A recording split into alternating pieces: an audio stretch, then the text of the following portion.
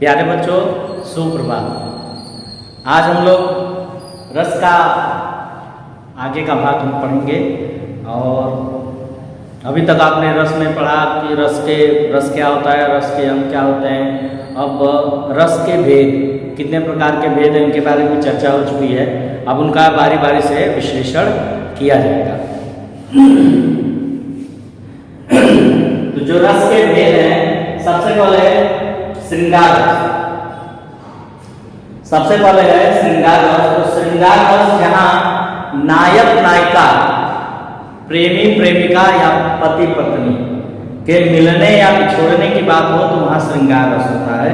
और जहां श्रृंगार की बात हो यानी सजावट की बात हो, ठीक है, तो यह मिलने या बिछोड़ने का जो क्रम होगा वो श्रृंगार रस में आता है। श्रृंगार रस में दो भेद होते हैं, एक संयोग श्रृंगार रस होता है और एक वियोग श्रृंगार रस होता है। श्रृंगार रस का स्थायी भाव जो होता है वह रति होता है। रति का होता है प्रेम। रति का स्थायी भाव, श्रृंगार रस का स्थायी भाव रति होता है। अब वह संयोग श्रृंगार रस, तो जहां रति जो है वो प्रेमी प्रेमिका या नायक नायिका या पति पत्नी के मिलने की जो अनुभूति होती है वह रति जो है वो संयोग श्रृंगार रस होता है। अभी जो श्रृंगार रस की परिभाषा लिखेंगे, आप लिखिएगा, मैं बता रहा हूँ, बहुत ही सरल परिभाषा। एक परिभाषा के आधार पर सभी रसों की परिभाषा आप दे सकते हैं बड़े ही सरलता से। बस उसको ध्यान में आप रखिए कि श्रृंगार रस का अगर हमको परिभाषा देना है तो स्थायी भाव रति है, तो हम बोलेंगे परिभाषा है जहां रति नामक स्थायी भाव, जहां रति नामक स्थायी भाव विभाव, अनुभाव तथा संचारी भाव के संयोग से रस रूप में परिणत हो जाए वहां श्रृंगार रस है।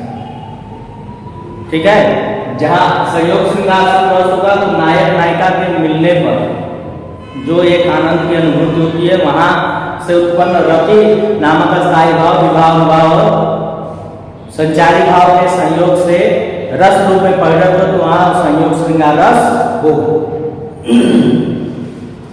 जैसे कहत नटत रिझत खिजत मिलत खिलत लजिया।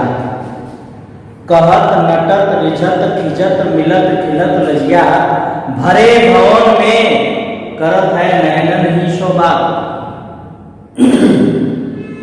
अब इसका अर्थ समझ लीजिए तो श्रृंगार रस समझ में आ जाएगा। संयोग श्रृंगार रस के नई शादी हुई और नववधू जो है वो वर के साथ अपने नए घर आई है और चारों ओर भाई आंगन में उसको बिठाया गया है और चारों ओर से सभी लोग मेहमान जो हैं, घर के अतिथि है, सभी लोग बैठे हैं और वधू की मुंह दिखाई की रस्म हो रही है। अब वधू जो है अपने प्रियतम यानी अपने पति को देख रही है और पति भी उसको देख रहा है। दोनों में एक जो मर्यादा है कि दोनों एक दूसरे से बात कर नहीं सकते, हंसी मजाक कर नहीं सकते, तो उस मर्यादा की स्थिति में दोनों एक दूसरे से कैसे बात कर रहे हैं? कहत नटत रिझत खिजत मिलत खिलत लजिया, मतलब कह रहा है, रिझ रहा है, नट रहा है। दोनों एक नहीं बल्कि वधू भी और वर भी दोनों बिना मिले ही इशारों से बात कर रहे हैं और उसमें शर्मा भी रहे हैं। कहत नटत रिझत खिजत मिलत खिलत लजिया, और भरे भवन में, भवन पूरा भरा हुआ है और किससे बातें कर रहे हैं? आंखों से बात कर रहे हैं, नयनन से ही सारी बातें कर रहे हैं। तो यह संयोग श्रृंगार रस का उदाहरण है। वियोग श्रृंगार रस, वियोग श्रृंगार रस को हम विप्रलम, वियोग श्रृंगार रस को हम विप्रलम श्रृंगार रस भी कहते हैं। तो वियोग श्रृंगार रस में जहां भाई संयोग में जहां मिलन होता है तो वियोग में जहां बिछुड़न होता है। जब पति या पत्नी में से कोई एक बिछुड़ जाता है तो उसकी याद करके जो दुख उत्पन्न होता है उसे वियोग श्रृंगार रस कहते हैं। इसमें उदाहरण है, हे खग मृग हे मधुकर श्रेणी, हे खग मृग हे मधुकर श्रेणी, तुम देखी सीता मृग नैन। यह दृश्य कब का है? जब रामायण में सीता हरण के बाद श्री राम वन वन भटक रहे हैं और माँ जानकी को ढूंढ रहे हैं, और ढूंढते हुए वो खगों से मृगों से सबसे पूछ रहे हैं कि हे खग मृग हे मधुकर श्रेणी, कि हे खग है पक्षियों से पूछ रहे हैं, मृगों से पूछ रहे हैं, मधुकर भौरों से पूछ रहे हैं कि तुमने कहीं मृगों के नयन वाली, मृग के नयन वाली सीता को देखा है जो मेरी प्राण प्यारी है, तुमने उसे कभी देखा है? ऐसा वो पूछ रहे हैं। यानी सीता जी बिछुड़ गई हैं और उनकी याद में श्री राम का यह वियोग वर्णन है। आपकी पुस्तक में भ्रमर गीत वो भी वियोग वर्णन है, ठीक है, कि अवधि आधार आस आवन की तन मन बिथा सही, तो ये उसका हर एक पद जो है वो वियोग वर्णन से संबंधित ही है, तो उसको भी आप लिख सकते हैं।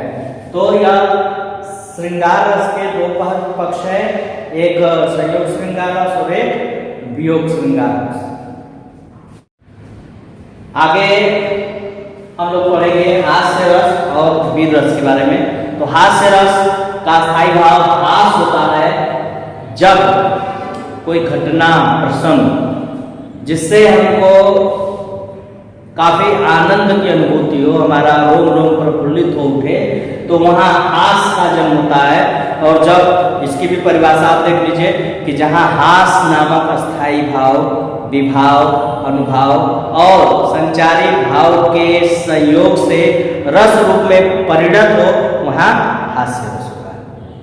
एक बार फिर से, हास, जहाँ हास नामक अस्थायी भाव, विभाव, अनुभाव और संचारी भाव के संयोग से रस रूप में परिणत हो, वहाँ हास्य रस होता है। जैसे बुरे समय को देखकर गंजे तू क्यों रोए, बुरे समय को देखकर गंजे तू क्यों रोए, किसी भी हालत में तेरा बाल न बांका होए।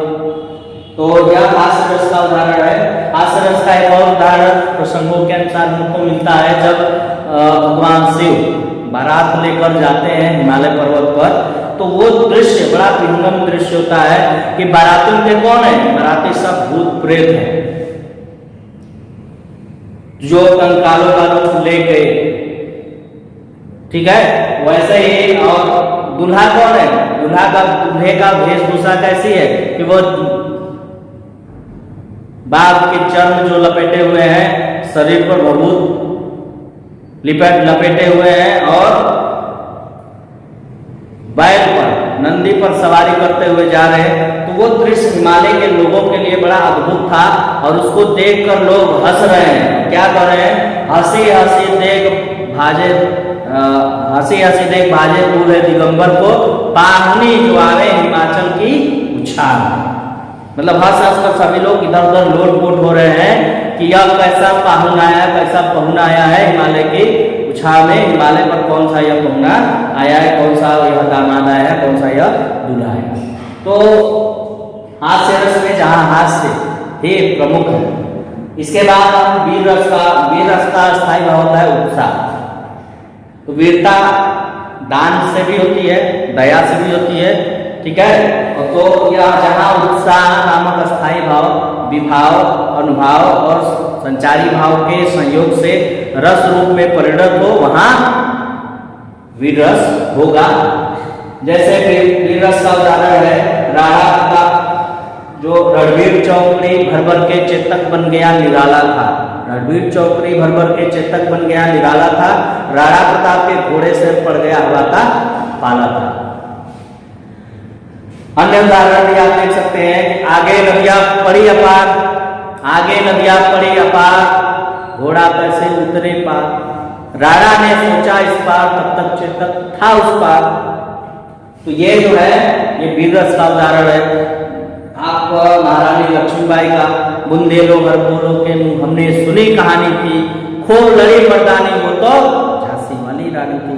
तो इस तरह का प्रसंग हम दे सकते हैं उदाहरण के माध्यम से। आपको सभी रसों का कम से कम एक उदाहरण अवश्य पता होना चाहिए।